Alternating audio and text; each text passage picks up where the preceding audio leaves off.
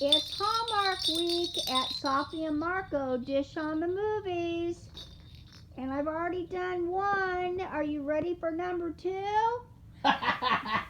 Yeah, really funny. Okay.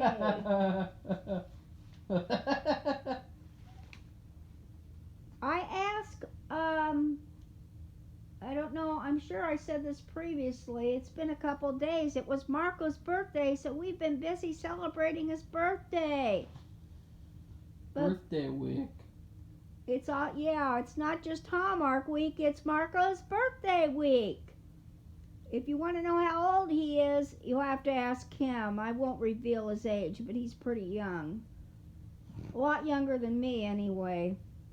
Anyway, when Laura from Overland Park, Kansas, isn't working full time visiting her mother at a rehab facility or taking care of her three boys and husband, she likes watching Hallmark movies.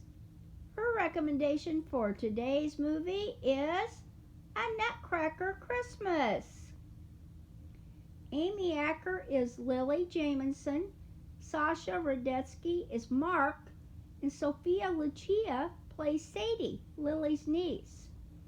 This 2016 Hallmark movie is about Lily Jamieson, a little girl from Georgia, which she says is known for its peanuts and football. But what she loves is ballet dancing. While her family sits down to cheer on football, she spins and dances around the house. When Lily turns 21, she wins a nationwide competition to study with the New York Ballet.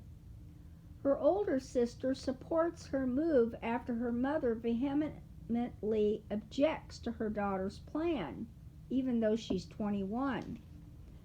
After moving to New York City, she is a faithful student who dances and practices every day, but never seems to make the cut to be the Sugar Plum Fairy in the Nutcracker Suite.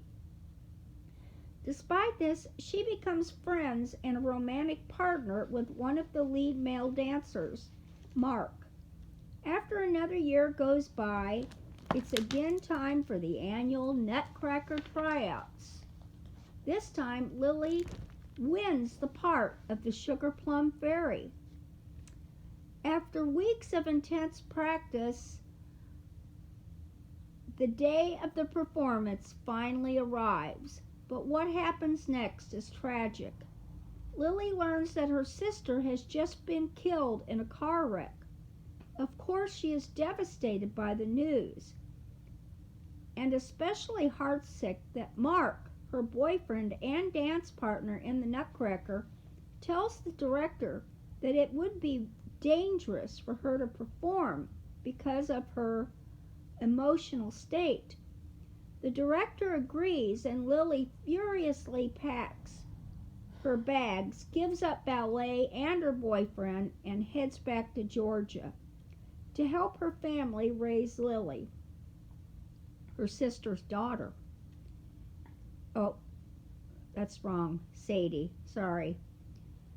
8 years later, Sadie, her niece, has become a ballet dancer like her Aunt Lily was many years before. She wins a competition to play Clara in the Nutcracker Suite for the Philadelphia Ballet. Reluctantly, Aunt Lily accompanies Sadie to Philadelphia. And guess who is director of the ballet? Mark, her ex-dance partner and boyfriend. Both are equally surprised to see each other, but she wants nothing to do with him, and neither does she want the other dancer's mother to know about her past experience as a ballerina or that she and Mark had a relationship. I won't spoil the rest of the movie, but you should be able to guess some of the rest. As far as the end of the movie is concerned, there is a huge twist. My theory is that twists and turns always make a movie more fun if there aren't too many of them and that they have to make sense. Laura recommended A Nutcracker Christmas because, quote, I always enjoy movies with dancing and I like love stories too. Some interesting facts about the movie are Sasha Raditsky, who plays Mark, was a former soloist with the American Ballet, and Sophia Lucia, who plays Sadie, Lily's niece, has been ballet dancing since she was 2, and at age 14 today, she is still dancing. The costumes for the movie were authentic Nutcracker ballet costumes borrowed from the Utah Ballet. And the ballet dancers from the Vancouver Ballet, where they filmed the movie, played the extras in the movie. And last, when Amy Acker was a little girl, she was bitten by a brown recluse spider, which paralyzed her from the neck down.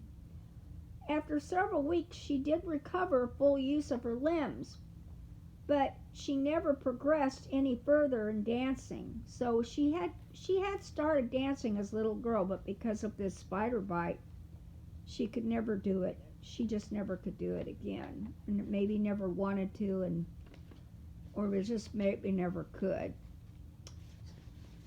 Okay, now I decided to review this movie, and like all the rest in terms of food, and let's see here. I made this banana pudding squares, these banana pudding squares, for a Christmas party recently. And I had to use vanilla pudding, even though it was a banana pudding square Christmas dish.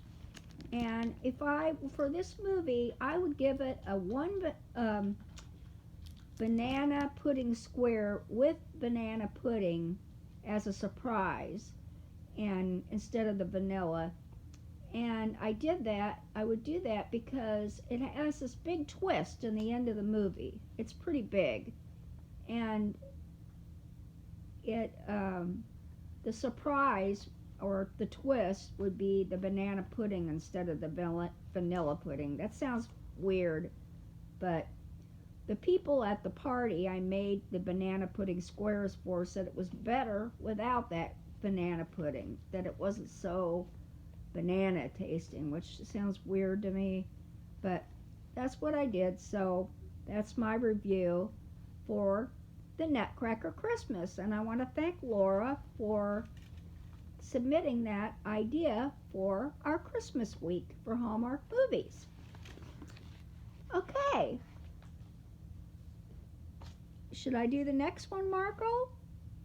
Well, you have to say goodbye first. Well, okay, I'm going to say goodbye, and I'm going to come back for another Hallmark movie.